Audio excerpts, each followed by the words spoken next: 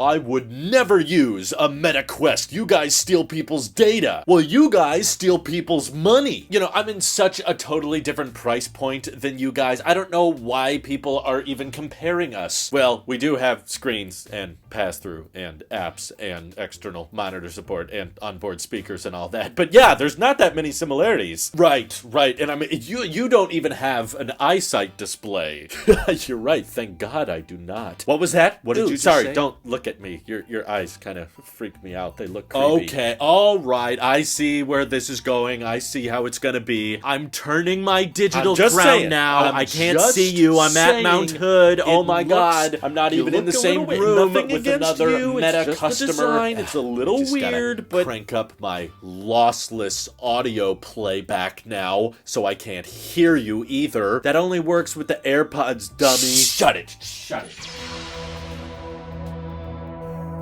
Right, well, it should be noted, I do not have the Quest 3 with me right now, obviously. That would have been a lot of back and forth for the skit, and my hair would have been even more messed up than it already is. But my good friend Mike picked up a Quest 3 from the Tailosive Tech podcast, and he let me try it out over the past weekend for many hours, and we got to play games with it, use it for work, and just kind of get a feel for the device. And I'm by no means an expert on the Vision Pro or the Quest 3, haven't owned them for extended periods of time. I'm just trying to give you guys kind of my gut reaction, my first impressions from some light experience with both headsets, because I guess a lot of people want me to compare these two. A lot of people in the Apple community are kind of saying the Meta Quest 3 is basically the closest alternative we have to Apple Vision Pro. Both of them are relying on displays to show you your surroundings and virtual content. Both of them have speakers, both of them have their own independent apps, and can be tethered to a computer to be used as an external monitor. But that's where a lot of the similarities end. It is honestly quite shocking how drastic the price gap is, with the Quest 3 starting at $500. And that includes that's enough. You can just spend the $500 and you've got your own operating system, an integrated battery and all that. And of course, Vision Pro being 7 times the price. Everybody's obviously asking, is it worth 7 times the price? And the quick answer, if you're not going to watch the full video, is obviously not. No. I mean, I think it's quite obvious that the Apple Vision Pro is much more premium hardware, both inside and out. We've got the R1 chip and the M2 chip, which are far more capable and powerful than what's in the Quest 3. However, I still think there's some inherent advantages that people should be aware of, that yes, just because the Vision Pro is 7 times the price, and that's easy to say, it's clearly not worth it when the Quest 3 does so many similar features. I do still see why some people might still want to keep the Vision Pro around, or might be willing to shell out the extra money if you can afford it, because it is a lot. First off, let's talk about pass-through, because that is something that the Quest 3 supports, and it's probably better at it than any previous generation Quest or Oculus. Still miss the term Oculus. I wish they would have got rid of that. But it's pretty obvious there's not as many camera feeds on the Quest when you're using pass-through, and that it's just not as rich in detail. There's a lot more noise and a ton more distortion. It feels like pass-through is kind of a secondary feature to the Quest. It's like, yeah, they want to make sure if you're doing a VR game or in a fully immersed VR experience, if you walk around or move around a little bit, they want to be able to show you your surroundings, and there is still multiple perspectives, so you get a 3D effect. It's not like you're in a, 2D sphere, 360 degree video like you can find on YouTube sometimes. No, it still feels like things are reaching out to you, and you can navigate around your house pretty easily. But especially as things get really close to the Quest 3 headset, you'll pick up a lot more distortion, and it's quite obvious that the cameras are not getting the right field of view in order to accurately represent what your eyes would actually be seeing when things move up close to you, compared to Apple Vision Pro, where things still get a little blurry as you get closer, but I never noticed any amount of distortion in regards to where things are supposed to be in reality. So things might not always be in focus, but they always look where they're supposed to look. And the cameras on Vision Pro certainly feel a lot more crispy and high quality, so things feel more lifelike. And I think it's quite obvious that Apple Apple put the pass-through capabilities of Vision Pro on the front end. Like, we need to make sure this is working all the time. And you'll notice when there's a lot of games or app experiences on Apple Vision Pro, a lot of them are transparent and intended to be used in your actual environment. So Apple has a lot more of the AR focused. Even though both of these headsets are mixed reality technically, the Quest 3 has a lot more of a priority when it comes to virtual content, fully immersing you, and the pass-through is a lot more secondary. So one of these has a VR focus and the other an AR focus. But in the subject of gaming, we also have to give credit to the Quest 3. Controllers are included with the purchase, and that actually gives you a lot more controls, of course, when you're playing a lot of different games. There's taptic feedback, there's buttons you can press, and that's honestly a lot more helpful for a lot of gaming experiences that I'm just not seeing with Apple Vision Pro. I mean, yes, Quest 3 has been out for a lot longer, and they've had years to build up their Meta App Store so that it's chocked full of VR games and experiences. Of course, Apple Vision Pro has just basically been out for a week, so it's pretty early, but I have a feeling the App Store isn't necessarily going to get that much more rich very quickly because, like we've seen from companies like Netflix and Google, they don't see the point in bringing their app to Vision OS because it's a $3,500 device that's only available in the United States right now. So the market of people buying them is gonna be pretty low compared to a $500 headset, or a lot of people are still rocking the Quest 2, which is now a $250 headset. Yeah, it's just pricing is just no comparison here. So a lot of big devs and a lot of big companies are probably not going to feel much of an urgency or push to develop apps, even if they're free with ads for Vision OS, because they know not that many people are going to see those ads, or even if they charge $5 for a game, not that many people are going to pay the $5. But with simple games like Beat Saber on Quest 3, as well as countless others, there's so many tricks you can do with holding a weapon with those controllers, or using them kind of like giant virtual chopsticks, and you get taptic feedback as you're interacting with games inside, and you're moving them around, and you have these big lasers, and you can control menus and windows with a lot more precision, in my opinion, than you can with Apple Vision Pro, because it's relying mostly on eye tracking, which most of the time is pretty good, but one downside of it is anytime you try to take off your headset and give it to someone else, yes, Vision OS has guest mode support, but every single time you put it in guest mode, that new user has to hold down the digital crown to recalibrate the displays for their eyes, and go through this whole eye tracking setup process, which involves tapping a total of 18 dots that you can't speed through. You can only do 6 at a time, and it changes the lighting every time, and it gets very old very fast. For every time you take it off and give it to someone else, they have to walk through that entire setup process, or you got to give out your passcode, because of course it's not going to work with optic ID, which the Vision Pro is rocking. Great for security, great for privacy and that kind of thing, but honestly does kind of make the headset a bit more isolating, because it's a big headache every time you want to show someone else something. Whereas with the Quest, you can literally just hand that off to someone else and they put it on, and boom, they're ready to go. They don't have to set up the whole eye tracking thing. You just hand them a couple controllers and they're playing a game. So in that regard, the Quest feels a lot more party friendly, a lot more social friendly. It's easy to just hand it off to someone and say, here, now you try. I've played a couple of games on Vision Pro, most of which are all part of Apple Arcade. So you got to spend the $3,500, and then on top of that, you got to spend $7 a month to access actual games. If you try to play a free game that's not part of Apple Arcade, it's just going to disappoint you. I've tried. So the app library is pretty weak in terms of gaming on Apple Vision Pro. However, where I will give it a huge advantage is when it comes to native apps and software support, okay? It shows that Apple puts so much attention into little details in the software, whether it be scrolling. Even if you're running iPad apps on there, they just feel so natural to just look around and tap your fingers together. You can easily scroll this way, and you can move windows really close to your face and then treat them like they're a giant virtual iPad and scroll like this. And you can do a lot of these things with the Quest, with the controllers, and it even has pretty decent hand tracking if you want to scroll up and down with windows up close to you, but there's a noticeable difference in software quality between the two. Like, I think a good analogy is that whenever you're using the Quest 3 integrated apps for work or for productivity or that kind of thing, it very much feels like a blown up Android tablet. It doesn't have that fluid, clean, well integrated into your surroundings feel that Vision OS has, and I would very much compare it to what it's like to use an Android tablet versus an iPad. Neither of which are super capable, right? But at the end of the day, one of them feels like their apps are super optimized and very fluid and well integrated with the hardware, and the other feels like, yeah, okay, some dev designed this on a computer and now we've ported it to this kind of floating head-strapped monitor, and it it works, it functions. There's clearly a lot of apps and features you can utilize on the Quest, but they don't have that ease of use and they don't have that stylized look that Apple is kind of known for. I think it's honestly kind of the reason so many people are willing to put up with the shortcomings of iPhones, because they want iOS. iOS just feels so much more natural and so much more clean. The animations, the UI and everything compared to Android. Even though Android a lot of the time has superior specifications and better cameras or higher refresh rate displays or bigger batteries, a lot of people still will go to the iPhone simply for how the UI feels and how natural the navigation is. But that's not me trying to discredit the achievement that Quest has made with their headset, because honestly, what's quite shocking about the Quest compared to the Apple Vision Pro, which you wouldn't think Apple would fall behind on, but they really do here, is when it comes to the headset comfortability. Like, it's no competition here. The Quest 3 is far more comfortable to wear because it is way lighter, and they actually focused on function instead of form when it comes to how the headset straps to your head. So the Quest 3 that I was using, yeah, it makes you look pretty dorky, especially when your hair is as poofy as mine and they have these straps that go over the top. I think most people who've been reviewing VR headsets for a while can attest. A front to back, Aang from Avatar style head strap is going to be far more comfortable than everything Apple has come up with. For one, they had the Solo knit band, which looks really cool, but basically requires the whole headset to be squeezing against your face in order for it to stay on. And then at the last second, Apple realized, okay, that's not very comfortable. Let's try the dual loop band, which I have been trying for the last couple days. And, it's definitely better. I can tell that it alleviates a lot of the pressure from being right on my cheekbones compared to the Solo knit band, but it's still a very heavy headset. There's no way around it. Apple figured out with their materials team and probably used a lot of the people that work on Apple Watch bands and that kind of thing. They just told them, okay, here's the weight of the headset. We can't get it any lower. Make it as comfortable as possible. So yeah, the mesh materials, the fabrics and everything, and even the Velcro, how the Solo knit band stretches, it all feels super premium, super luxurious. Love the way we have all these magnetic things that just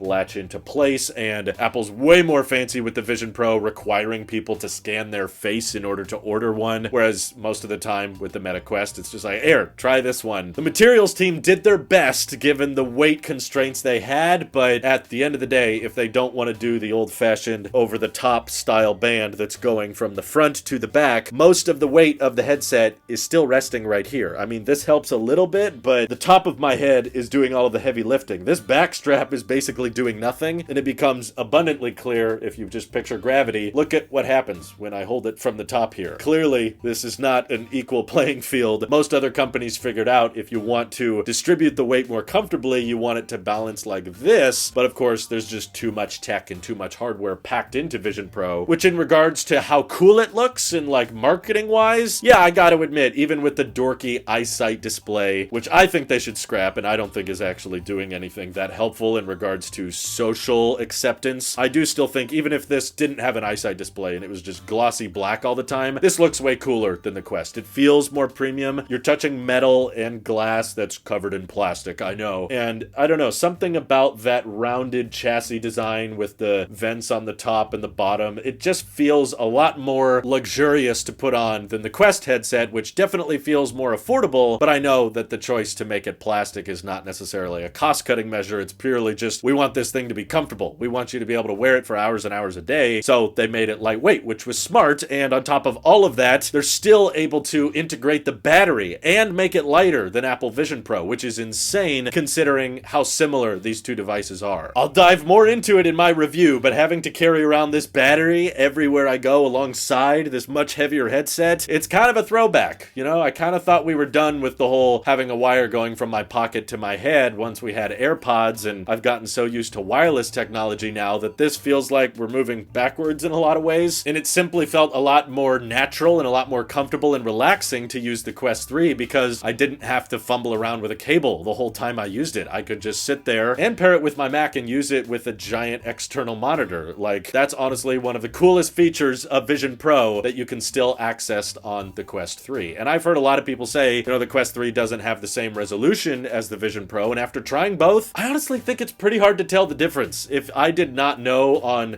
purely tech specs that this has about 4K per eye and the Quest has more like, 2K per eye, I probably wouldn't be able to tell because the resolution of the Quest 3 is still quite good, and I could see myself using it for work for hours and hours a day, and it would be much more affordable than this would, of course. But then you have to be a Meta customer. You gotta have a Meta account, and of course there's all kinds of Apple ecosystem advantages to Vision Pro. I just look at my MacBook and hit connect, and boom, I've got this great external monitor. I've got a lot of my favorite Apple apps already baked into this thing, whereas the Quest 3 is obviously like trying to integrate an Android tablet that rests on your face into whatever your current ecosystem is. So if you're not a big Apple fan, it probably integrates very well, but if you are, yeah, it's gonna be a lot harder to get iMessage texts on there. You're gonna have to rely on third-party email apps or third-party browsers that aren't gonna save the same history, or you're not gonna be able to access the same Apple Photos app for your iCloud that you're used to on here. Although they have made it possible now for you to view spatial videos on the Quest 3, which I didn't know was possible, but Meta found a way to do that, which I think is pretty neat. So even though, yes, I agree, the speakers on this thing are better, the materials are far higher quality, the resolution is higher, the pass-through is so much better, and yes, technically the resolution is much, much higher. There's so many advantages here. I just want to end the video on the subject of both of these headsets are honestly really, really impressive. Given the pricing restrictions that Meta had with the Quest 3, they've made an incredible headset for $500. And there's a lot of things that they obviously just can't do because they're not Apple, right? So you're not going to get native iMessage support or native external monitor support like we have with our MacBook pairing. Of course, Meta would probably want to implement those features if they could, but they're not Apple, so they can't. And Apple, of course, is trying to do something a lot more different. They're trying to lay the groundwork for a more augmented reality future, and Apple has a lot more brand power, a lot more marketing expertise, so I think they were well aware that they couldn't come out with just another plasticky, cheap $500 headset to rival the Quest. No, they had to find a way to build a product that's in a totally different price category so that people could feel more wowed by it. And yes, that might mean making it a bit more exclusive and a bit harder to afford, but it gets people to the Apple Store, it gets people trying the demos and realizing that, okay, spatial computing actually might be a pretty big piece of our future. Even if it's not today, this hardware is kind of a great proof of concept that I've seen lots of people say, that's weird, that's stupid, I don't want to try it. And then they try it and go, holy crap, I just experienced the future. So Vision Pro is kind of trying to achieve a different thing in the market than the Quest 3, but what I think is going to be very, very fascinating long term is to see how Apple gets closer in price to the Quest 3 and vice versa. You know, what is Meta going to feel comfortable doing now once they've realized that, oh, okay, there's a bunch of Apple people out there that are happy to drop $3,500 on a crazy high performance headset like this. It's pretty much nothing else on the market like it. Now Meta is probably going to feel very comfortable charging $2,000 for a Quest Pro next generation that maybe we'll see later this year, and that can have more state-of-the-art eye tracking and improved displays that are higher resolution and a much better pass-through with higher quality materials, but hopefully something still comfortable. As these two companies compete more with one another, it's going to be really interesting to see what these products come up with in the middle. I can't wait to see Apple Vision Air, like the cheaper version of this, and I also think the refresh to the Quest Pro is going to be very, very fascinating now that Meta has kind of seen a lot of the things people love and don't like about this headset. How do they copy that? How do they improve on it? How do they make it their own and make it different? And I think the future is going to be a lot of us